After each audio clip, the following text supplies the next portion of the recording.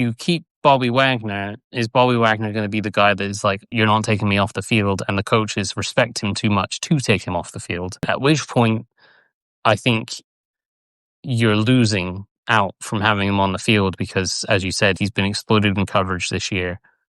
And one of the biggest pet peeves I have of this coaching staff this season, we kind of talked about it earlier with like Ben Sinnott and Johnny Newton, is these younger guys are not getting opportunities to play, especially since they've been eliminated from the playoffs and they've had the kind of last maybe 4 or 5 games where they should have just been playing these young guys and giving them snaps and seeing what they could do in an extended playing time.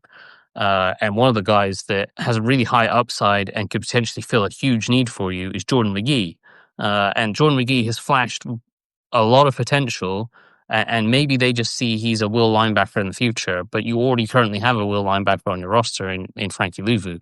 And so can Jordan McGee potentially be the long-term replacement for Bobby Wagner? I think there's a chance. Like, when you have a guy that's learned from Bobby Wagner for 2 years, then you think that there's an opportunity that he could take over that mic responsibility. And you do see when he's on the field, he's quite vocal with players. He's happy to kind of move guys around and make checks and change things. And I think it was the Lions game earlier this year where he identified that they were going to a choice route to Jahmyr Gibbs. And so he switched himself with Bobby Wagner pre-snap so that he put himself on the choice route with Gibbs, whereas instead of Wagner. And that's a matchup you would much prefer because McGee is a much better athlete. Now, McGee then got beat on the choice route anyway, and they gave it the touchdown. But it was the mental part of it, the pre-snap, that makes you go, maybe there is a guy that can play Mike long term.